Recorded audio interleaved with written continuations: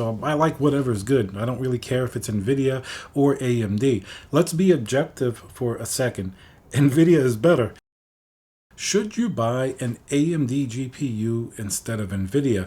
This is a little bit of a tricky question, but I think we can probably answer it fairly decently. First, I'm a fan of all GPUs. You could probably see behind me, I have an AMD GPU on the wall. But then on the other side, I have NVIDIA GPUs, so I like whatever's good. I don't really care if it's NVIDIA or AMD. Let's be objective for a second. NVIDIA is better. That's just the reality. Like, I don't need to sugarcoat it. If you have a choice, let's say if it doesn't come down to price, NVIDIA is the better GPU. What are you going to do? That's what it is. Look at like the 4090. Let's start at the top. Are you going to be able to compete with a 4090? Not really. 24 gigabytes of VRAM is nice, not essential for gaming, but its overall performance just pretty much hands it to AMD. Now, the 7900 XTX, it's a good GPU, don't get me wrong, but it falls short on several, different areas. We're going to talk about the price. Obviously, that's where the advantage is, but there's a problem there. This GPU, it's still too expensive. Of course, the 4090 is obviously almost $2,000 now.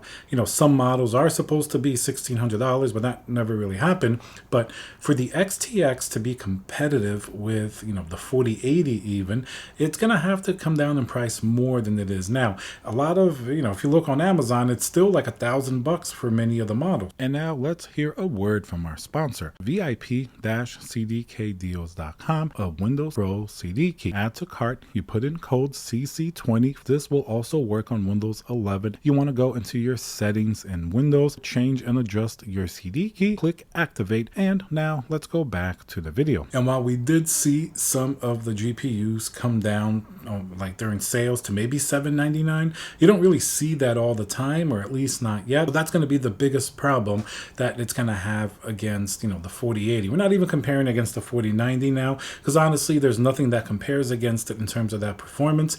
If you're willing to spend that extra money, that's just what you're going to get.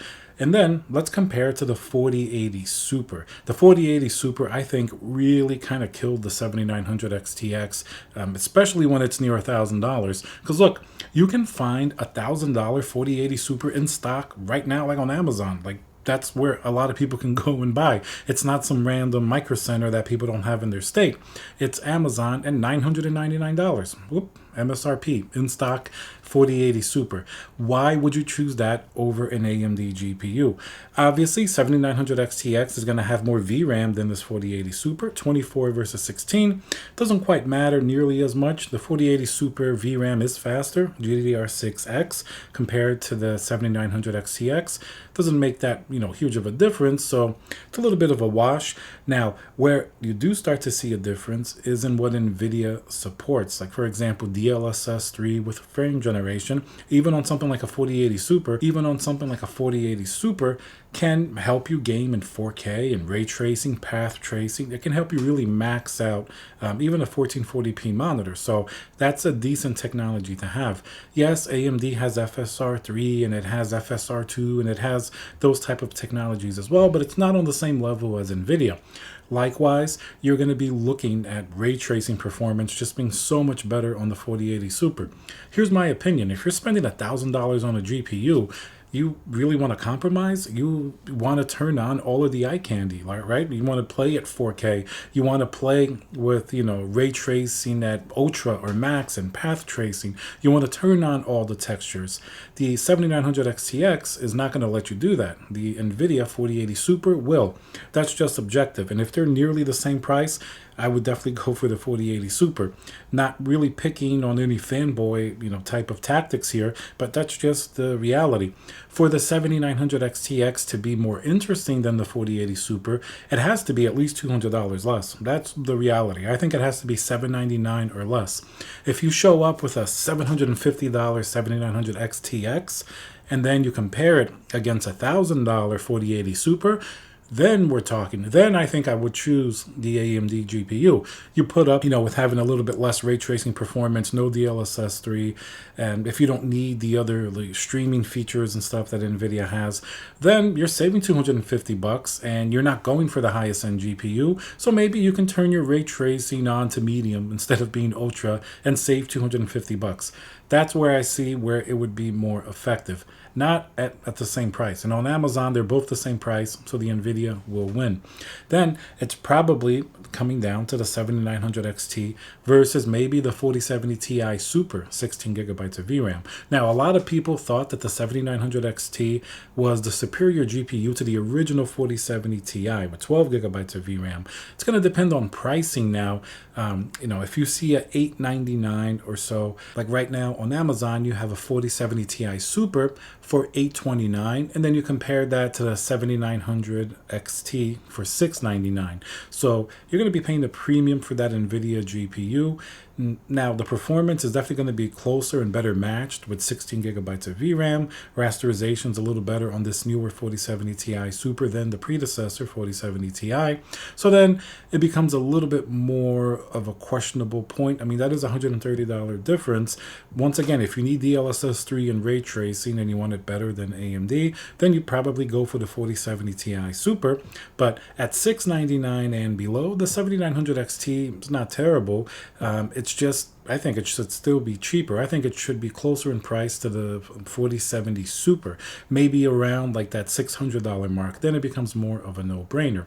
So as you can see, with AMD versus Nvidia, price is the number one concern.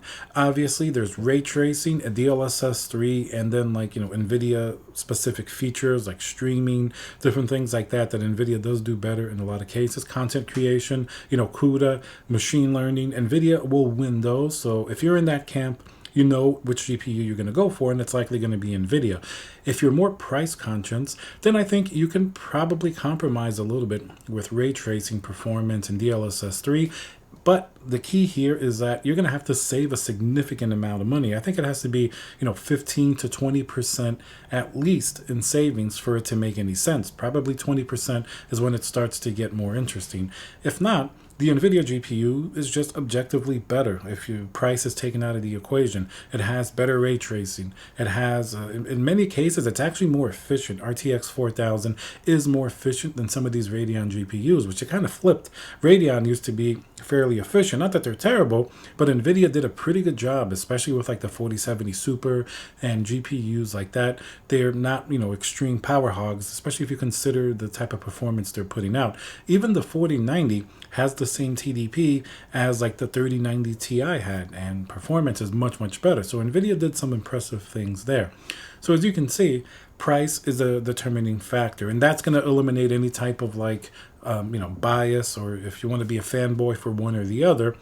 That's just what it is, because at the same price or too close, the Nvidia is objectively better. It has better performance in general. Like if you average out the features on an Nvidia GPU and you compare it to AMD, it's just going to be overall better. Ray tracing, DLSS 3, it's more efficient. It's going to probably have better driver support, even though AMD has improved.